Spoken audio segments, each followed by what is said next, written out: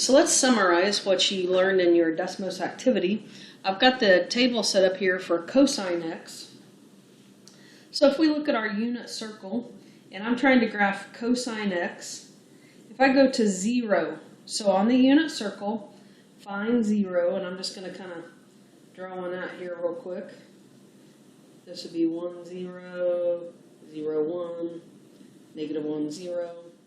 0, negative 1. So if we're talking about our cosine value, we're talking about the x value. So at 0 degrees, the x value is 1. So I have a point 0, 1 on my graph. That's here. If I go to pi over 2, the cosine value is 0. So at pi over 2 for x, I get 0 for y. At pi, cosine is negative 1, so it's down here. When I go put in 3 pi over 2, that's here. Cosine is 0, and so on. So the cosine graph, and we talked about it, we actually drew this out on Desmos. The cosine graph kind of looks something like that, and it would keep going. The domain for cosine could be anything. So I'll put domain here as negative infinity to infinity. The range, however, the y value can only go from negative 1 to 1. So the range is negative 1 to 1, and that's inclusive because negative 1 and 1 actually work. The minimum would be negative 1, and the maximum would be positive 1. We would say that this has a period of 2 pi.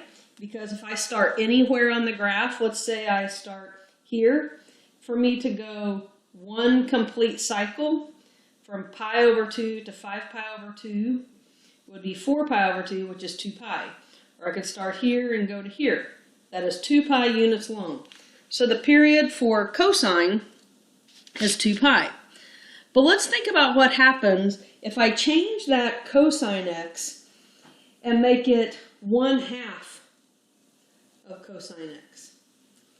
So we're going to put the same values in for x and see what we get for y. So let's just start here at 0 again.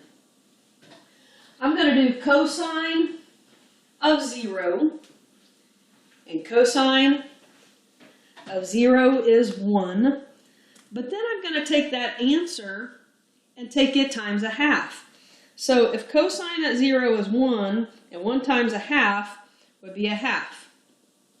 So this time, cosine at 0 is 1/2. So it starts right here.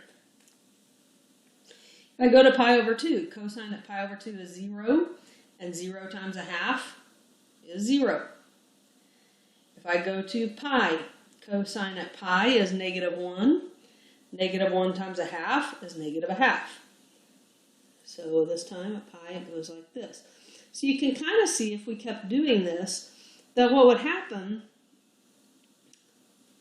is our graph would look something like this. So instead of stretching from negative 1 to positive 1, this thing has shrunk down. So putting a number in front of cosine is actually going to change not the domain, but the range. So this time the range is only going to go from negative 1/2 to positive 1/2. It's shrunk down. So really then, if it changes the range, it's also going to change the amplitude. Here the amplitude went from here to here, so it was 1. So now the amplitude is just going to be 1/2. So the number in front tells you your amplitude. It's also going to tell you if this thing has been stretched or condensed. So you can imagine then, if I change this and put y equals 4 cosine x, so instead of taking this y value and halving it, we would take the y value and take it times 4. So here it would be 4, 0, negative 4. So it would stretch this graph this direction. So instead of going up to 1, it would go up to 4 and start like that. So the number in front of the x tells you how tall it's going to be. Or excuse me, the number in front of the cosine tells you how tall it's going to be.